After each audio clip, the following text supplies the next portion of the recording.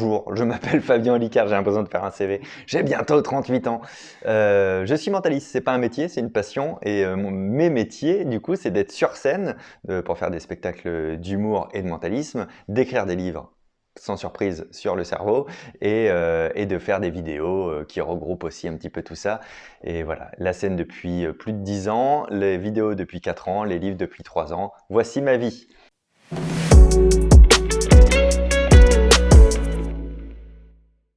Oui, en fait, c'est pas une question euh, bête, entre guillemets, parce qu'on ne sait pas ce que c'est vraiment. Il n'y a pas de définition au monde du mot mentaliste. Et du coup, chaque mentaliste a sa propre réponse. Déjà, il faut savoir que les mentalistes, on est autoproclamés. Car moi, je me suis levé un matin, j'ai dit à la face du monde, je suis mentaliste, croyez-moi. Les gens ont fait, ok, d'accord. Parce qu'il n'y a pas d'école, il n'y a pas de formation, puisqu'il n'y a pas de définition. Donc chaque mentaliste utilise ce mot un peu pratique pour mettre les techniques qu'il aime à l'intérieur. Moi, je vais prendre chez les experts de la psychologie, de l'influence, de l'illusionnisme, de la mémoire. Je prends toutes ces techniques-là pour mieux savoir comment marche mon cerveau et celui des autres, pour ensuite faire deux choses. Soit bluffer les gens, ou encore mieux les amener à se bluffer eux-mêmes, ça j'adore, soit optimiser des actions qu'on fait dans le quotidien, que ce soit, je sais pas moi, mémoriser un numéro de téléphone ou essayer de savoir dans quelle émotion est quelqu'un, tu vois.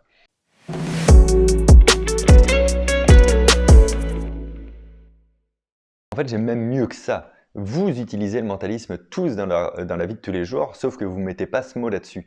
Mais par exemple, quand tu as un pote qui arrive et qui te dit tiens, on va aller boire un verre, parce que les bars ont réouvert, par exemple, et que tu lui dis ça va toi? Et qu'il te dit ouais, ça va. Tu fais non, je te connais, ça va pas. Et il dit si, ouais, ça va, laisse tomber. Ah non, je te connais. Ouais, non, j'ai un truc qui me tracasse. C'est du mentalisme. Il y a quelqu'un qui t'a dit je vais bien et toi, tu étais capable de percevoir qu'il allait pas bien. Ça, c'est du mentalisme. Quand tu es en train de négocier quelque chose, par exemple avec un vendeur, ou juste négocier avec ce même pote le fait qu'il vienne faire ton déménagement ou pas, tu es déjà en train de faire du mentalisme dans cette négociation-là. Quand on te donne un numéro de téléphone que tu n'as rien pour le noter, que tu le retiens, tu fais du mentalisme. Donc moi, je vis les mêmes situations que vous, donc je fais tout ça aussi. Alors, je ne le fais pas ultra plus brillamment que vous, juste j'ai quelques techniques et je peux rationaliser ma manière de faire, mais évidemment ce que je fais sur scène c'est toujours 1000 fois plus bluffant que ce que je vais faire dans la vie de tous les jours, parce que c'est pas de la science dure. Moi quand je suis sur scène c'est mes règles du jeu, c'est mon univers, donc je peux vous emmener où je veux. Dans la vie de tous les jours je serai jamais sûr à 100% de ce qu'est en train de penser quelqu'un et tout, donc ça va, je suis pas trop dangereux.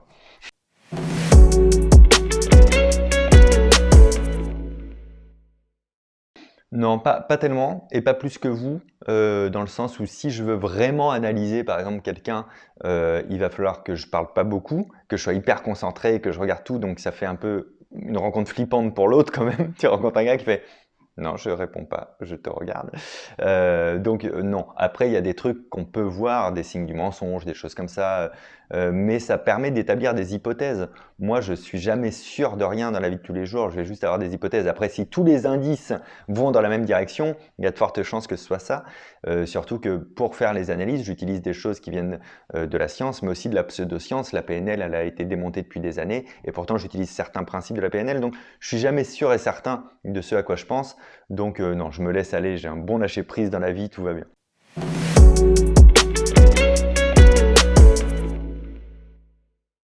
Le plus simple, en vrai, si on veut contrer quelqu'un qui nous analyse, qu'il soit mentaliste ou pas, c'est de se mettre dans une émotion super positive.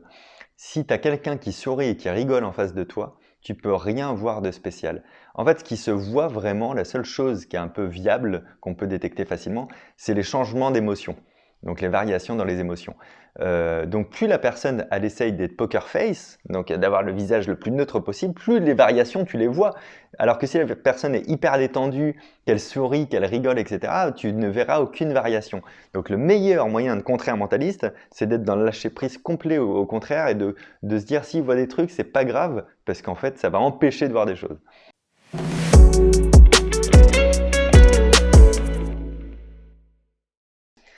Pas du tout, parce qu'en vrai, on se manipule tous tout le temps, en permanence. Si tu veux faire du mentalisme, ça veut dire que déjà de base, tu dois t'intéresser à l'autre. Et pour t'intéresser vraiment à l'autre, il faut aimer l'autre. Il n'y a pas le choix. Parce que sinon, c'est impossible d'ingurgiter toutes ces informations-là et de vouloir s'en servir. C'est trop de travail. Si c'est pour servir le mal, jamais tu prendras ce temps-là. Donc, il faut être vraiment passionné par les êtres humains et aimer les gens. Et après, la manipulation, elle a déjà ses limites, fort heureusement. Ça se voit et ça se sent, et donc c'est cool. Mais nous, on se manipule en permanence par l'argumentation ou la manipulation un peu fallacieuse. Hein, quand tu joues sur les sentiments de la personne justement qui veut pas t'aider à ton déménagement, tu manipules sale quand même à ce moment-là. Donc le mentalisme, à la limite, ça permet de rationaliser ça. Et moi, je pense que je suis moins manipulateur inconsciemment depuis que je connais les techniques de manipulation. Plus ça que l'inverse. Mais après, bon, c'est les Jedi, hein, tu choisis ton chemin. Hein.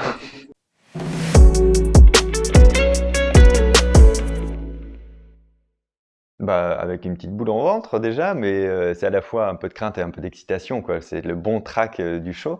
En fait, là, l'idée, c'était de se dire, bon, on a beau être en confinement, vas-y, on va sur la scène d'un théâtre et on se retrouve, et puis on fait ça en ligne et c'est cool.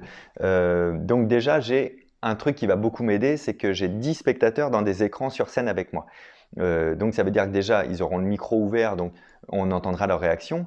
Par exemple, si je fais une blague et que ça rigole pas, c'est juste que la blague est nulle, au moins on le saura, mais moi j'aurai les retours en direct, et ça veut dire aussi que je peux les voir. Alors c'est pas la même qualité que là dans le réel.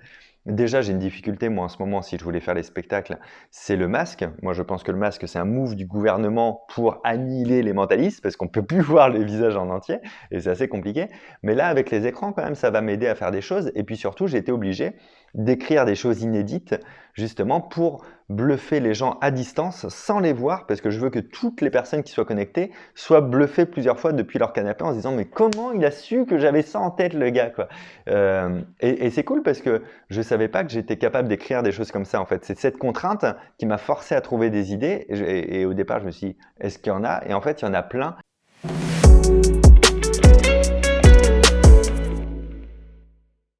Je retourne face à cette caméra pour vous parler de reconfinementalisme. On aurait pu dire confinementalisme 2, mais ça marchait moins bien, je trouve.